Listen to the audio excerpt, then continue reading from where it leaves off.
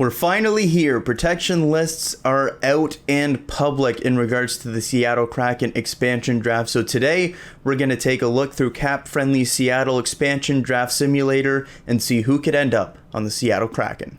So really, I don't think that there's any reason to delay on this and just jump into things. Taking a look at who's been protected today and who's available for the Seattle Kraken. So we're just going to jump straight into drafting the team and seeing who's available, and we'll have to circle back on a couple of teams to hit that minimum cap floor, I believe, depending on how things shake out. But let's take a look at how things look. So we'll begin with the Anaheim Ducks here. You've got some intriguing names that are available. You've got some younger guys like Sonny Milano and Danton Heinen available. You've got some veteran pieces like Adam Henrique, Kevin Shattenkirk available. Hayden Fleury also is there, but I think for now, I'll go ahead and select Kevin Shattenkirk. Right-hand D are going to be a premium, and at 3.9, that's a manageable cap hit, 2 years remaining, and that can be a piece that you can look to trade in the future as well. So I'll begin with Kevin Shattenkirk from the Anaheim Ducks. Let's move along to Arizona. You've got Joseph Kornash in net, not huge on him. On defense, you've got guys like Ilya Lyubushkin. Other than that, again, not really much there for Arizona here. Tyler Pitlick at forward. Christian Fischer is an interesting name, a good defensive forward there.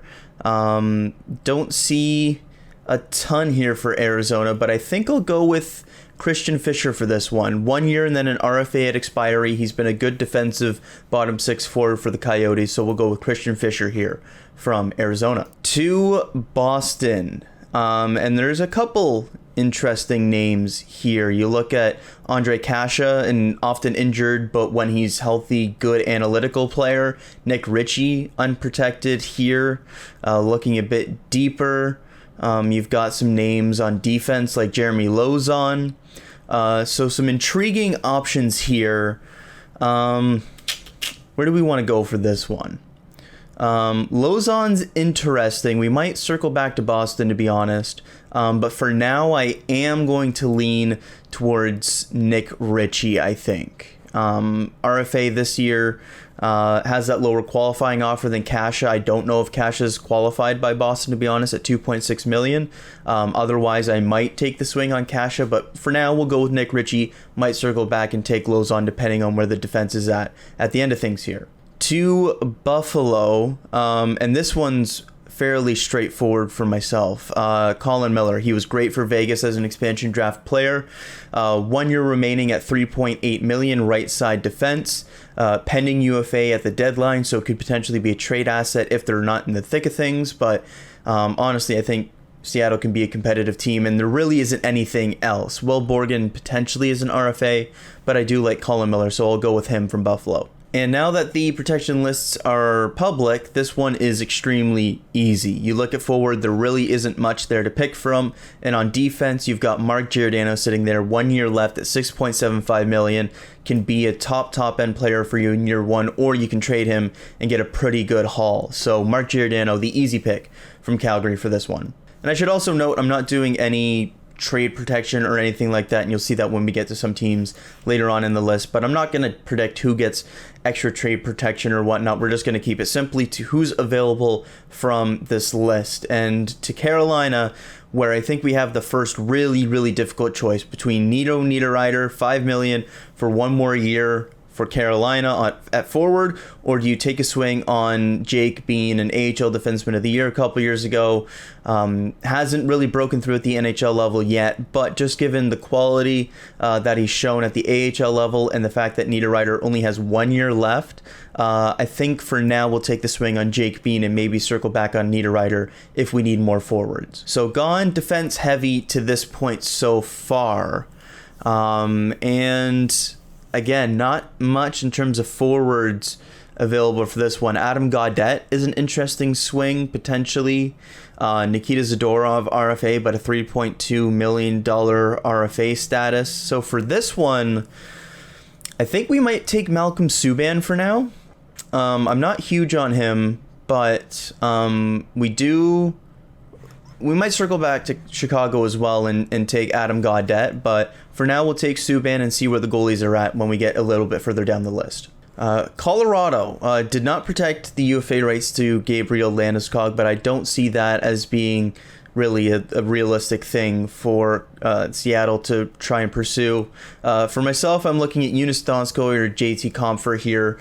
Some higher cap hits, but strong players. Where do I want to go? JT Compher is younger, but I think I'm actually going to go with Joonas Donskoi here. A little bit more of a cap hit, but a very strong player that can really help out their top 9, maybe play in the top 6, depending on how things bounce out. And you do need to get to the cap floor, so we'll take Joonas Donskoi from Colorado here. Columbus with the surprising decision to not protect Max Domi. 1 year left until UFA. That being said, centers will be necessary for the Seattle team. There's not going to be a ton of really strong ones available. Domi struggled at center a little bit the past year or so, but really, Domi's the easy pick here. Dallas, do you take a swing on Ben Bishop? Just under $5 million on the cap. He was injured all of last season. He waived his no-move clause to be available in this expansion draft. In terms of other options, Blake Como is a depth player.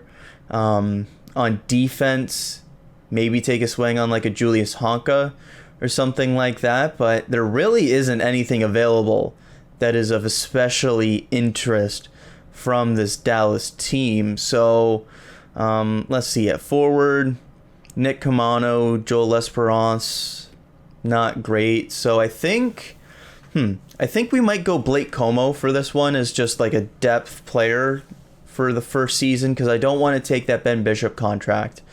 Andre Sekera is interesting on defense, but as of right now, we need more forwards. So we'll take Blake Como as just kind of a toss-away pick as a depth player. Detroit. Surprising, at least to myself, that they didn't protect Troy Stecher, and I quite like him as a defenseman, so I'm going to take Troy Stecher here. Pretty easy pick. Vladislav Nemestikov, interesting player at forward, but I quite like Troy Stecher, so we'll go with him here. The Edmonton Oilers. Oscar Klefbom is injured, not worth trying to take a shot on that contract. At forward here, let's see, who do we got? Got some names like Cooper Marody, Tyler Benson, as some younger guys that have performed very well at the AHL level. So I'll go Tyler Benson for this one. WHL player, former WHL first overall pick, actually. Both Marody and Benson have been good at the AHL level, but I'll take Tyler Benson here. A little bit younger and a bit higher pedigree as a former prospect, or current prospect, I should say. He could be somebody that could be an interesting player for Seattle to take a shot on. Florida is the one team that we do kind of know what they're doing with this one. While myself, I would go and take another player from Seattle and then sign Chris Driedger in free agency. We do kind of already know that they're going to sign him in this period and use that as their selection from Florida. So Chris Driedger will be the selection from Florida.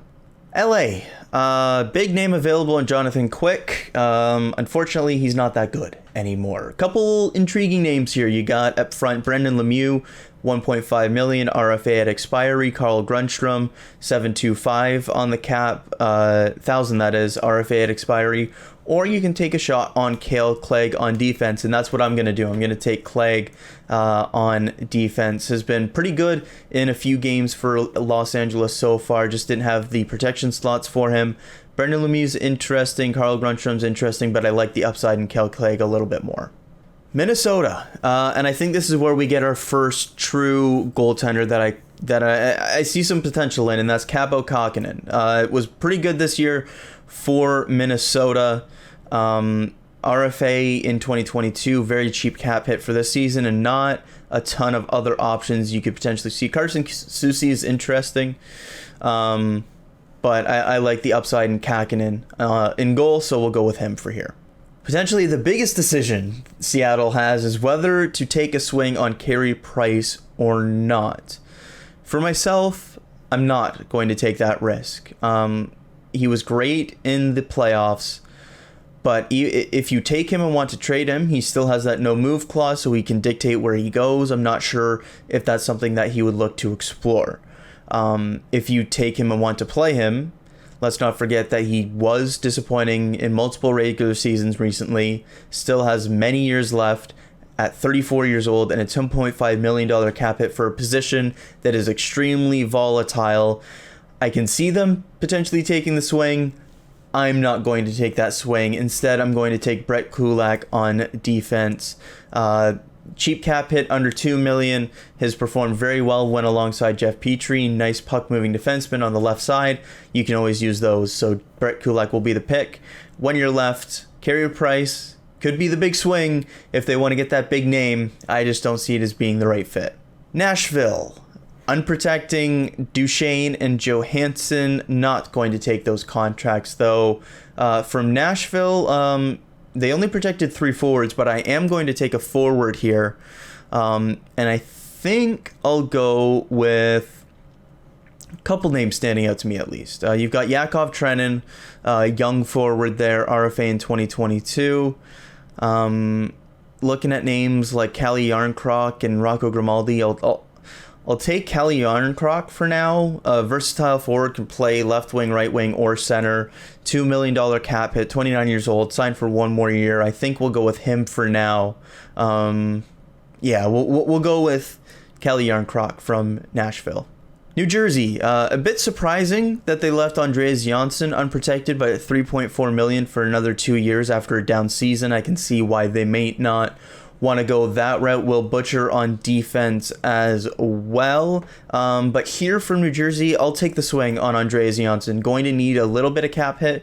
And actually, we're actually getting close to the minimum cap hit already. So maybe we'll go somewhere else. But Andreas Johnsson, 26 years old, has shown some really good goal scoring upside when with Toronto. Had a bad season with New Jersey, but a lot of things didn't go right for New Jersey. So we'll take the swing on Johnsson here. But we'll see if maybe we end up with a bit more cap than I'm anticipating. Might circle back and take like a Nick Merkley.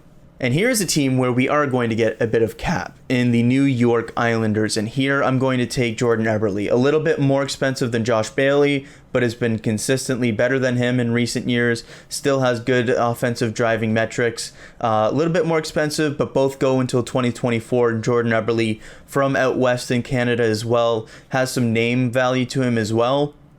Going to need some scoring on this team, and I think Jordan Eberle can provide that, so we'll take Eberle from the Islanders. The Rangers recently acquired Barclay Goodrow, his UFA rights. Couple interesting names up front in Julian Goodrow and Colin Blackwell. And Blackwell is a nice depth player. I think we'll take him for now. We'll see where the list is at when we get to the end of things. It might switch to the potential of Julian Goodrow, or Gauthier, excuse me. Not Goodrow, that's the name above him. But we'll go with Colin Blackwell for now. Nice depth player. Had a bit of a breakout season the last couple, or last year with the Rangers, getting more ice time than he did in Nashville. Like him as a depth player. A bit surprised they protected Kevin Rooney over him. So we'll go Blackwell for now. Ottawa. And you could swing on a name like Evgeny Dadonov at forward or Chris Tierney at center. You could also look to goaltender and take a guy like Joey Decord, who looked pretty interesting in a few spot starts this season. For Ottawa, I will go Chris Tierney at center. You're going to need centers on this team. Dadonov has some interesting potential on the wing, goal scoring potential, but there are other options that I feel more confident in after a down season in Ottawa, so we'll take Chris Tierney as a second or third line center on this team. Do you go with a big cap hit from Philadelphia? And I say yes. When you look at the available names, nothing in net. Nothing on defense, really. Maybe if you want to take a swing on Shane Gostisbehere, but I'm looking at James Van Riemsdyk. Still has very good goal potential. $7 million cap hit is cheaper than Jakub Voracek and expires sooner than him as well. Had a bit of a bounce back season as well when you look at some of the goal totals and whatnot. So JVR going to be a big power play player for them, playing that left wing. So we'll take Van Riemsdyk from Philadelphia. Pittsburgh made the trade to send Jared McCann to Toronto this past week. Few players standing out here, to be honest. You look at Marcus Pettersson on defense, signed for multiple years left at $4 million. But you also look at forward, Jason Zucker on the left wing, Brandon Tanev, and Zach Aston Reese. I quite like Aston Reese as a depth player, but I think we'll go with Do you take a swing on Jason Zucker? Do you go with Marcus Pettersson, the younger defenseman? For now, we'll go with Marcus Pettersson. But this is a team that we might circle back to when we see where things are at the end of things. San Jose, not much available here, so an easy pick for myself. I'll go with Ryan Donato. RFA this season, $1.9 million qualifying offer, so we'll see about that one. But a versatile forward. He's bounced around a little bit in recent years, had a stellar college career. I'm willing to take a shot on him here. St. Louis, I'm going to do the thing. I'm going to take the swing on Vladimir Tarasenko. He's available for free. We know the shoulder injury concerns, but 2 years left at $7.5 million. If he is injured, you can put him on LTIR. But he's too much of a potential high-end talent and is a big name available for you with a shorter-term contract. So we'll take the swing on Vladimir Tarasenko here. Tampa Bay going the interesting route, leaving all of Palat, Gord, Johnson, and Killorn available in the expansion draft. And this one, again, I feel like Yanni Gord is probably the best pick here. $5 million for multiple years left. That's a bit tough term to accept here. But $5 million for Yanni Gord is a really, really strong player, and we saw that in the playoffs once again this year. So we'll take Yanni Gord from Tampa. But I do see that our cap hit is already getting pretty high, so I think we'll circle back on a few players that I maybe took early on for the cap hit and maybe go a little bit lesser. Guys like Kevin Shattenkirk potentially stand out as some examples to save some cap. To Toronto, easy pick here, Jared McCann. I gotta believe that Toronto is going and making a trade for them to take Alexander Kerfoot. If they don't, McCann is the easy pick. RFA expiry, was second in the NHL from Evolving Hockey's goals above replacement. Really don't get the Leafs not protecting him. So we'll go Jared McCann for this one. Vancouver. I feel like it's got to be Braden Holtby, right? As a veteran goalie here. Looking at defense, not much available there. I'm not touching Jake Virtanen. So yeah, we'll pencil in Braden Holtby. And again, the cap hit is a bit higher than I thought it might end up being. So we'll circle back around on a few of these players here. Washington. Vitek Vanacek, probably. But we are already at 4 goaltenders. So actually, let's circle back to a few teams. For Anaheim, Kevin Shattenkirk's cap hit bit higher than maybe is necessary. So let's go with Hayden Fleury maybe for now, and circle back around in a little bit there. Arizona, still feel good about Christian Fischer. Boston, feel good about Nick Ritchie. So here with Buffalo, $3.9 million for Colin Miller. I actually don't love as much when I see how this plays out. So we'll switch to maybe Will Borgen and take a shot on a younger defenseman there just to save that cap. Calgary still sticking with Giordano, still sticking with Jake Bean. Subban, yeah, actually we'll switch to Adam Gaudette here, just with some of the goalies we know we'll have. So we'll take out Adam Gaudette from Chicago. Donskoy still feel good about. Blake Como, do we have anyone else that we can maybe take here? Maybe take a swing on like a Julius Honker or something just to save some cap or something like that. Let's just take Tanner Kiro as just a depth forward then, just to save that cap. Detroit, Troy Stetcher, feel good about that. Edmonton, Tyler Benson, feel good about that. Chris Drieger, feel good about that. Cale Clegg, Capo Kakinen, feel good. Brett Kulak, Kelly Yarncroc. So feeling good about some of these. Andreas Janssen, we'll switch that to Nick Merkley. Has shown a little bit in some NHL time with New Jersey and previously Arizona. $3.4 million is maybe just a little bit rich to spend on Andreas Janssen there, given some of the other names available. So we'll go Nick Merkley here. We'll stick with Jordan Eberle. Stick with Colin Blackwell. Chris Tierney, I feel fine about. Do we save cap? There's just really nothing else available. So yeah, we'll stick with JVR for now. Marcus Pettersson on defense. We'll see what the defense ends up being like. Donato, I like. Tarasenko, I still like. Gord, I still like. McCann, Holtby. Okay, so Washington. Let's see. Holtby. Is there anyone else we could take here? Because I don't love Holtby. Madison Bowie, I don't love. Beagle, Roussel. Don't love either of them. Let's go Zach McEwen here to save the cap space, and we don't need the goalie there. And then from Washington, we'll take Vitek Vanacek. There's some good defensemen available. We'll see in a second what the defense is like, because Brendan Dillon is an interesting candidate, as is Nick Jensen. But we go to Winnipeg, easy pick here, Dylan DeMello. I really don't get how they didn't protect him. He's one of their best defensemen, and they have brutal defensemen on the roster, and they still didn't protect him. So that's what we're going to go with for now. We'll circle back around and see what we're like. $75 million on the cap is higher than I anticipated, but we'll see what the team is like here. So Tarasenko, Van Riemsdyk, Everly, Domi, Gord, Donskoy, Tierney, McCann, Yarncroc, Fisher, McEwen, Kiro, Blackwell, Ritchie, Benson, Donato, Gaudette, Merkley. Feel good about those forwards. Giordano, Pedersen, DeMello, Kulak, Stetcher, Fleury, Borgen, Clegg, Bean on defense, Kakinen, Vanacek, and Drieger in net. Okay. Feel pretty decent about that. I'm going to take a second here, kind of write out this roster, see if there's any changes I want to make, if there's anywhere where we're a little bit heavy, somewhere we're a little bit light, and then we'll see where we're at after that.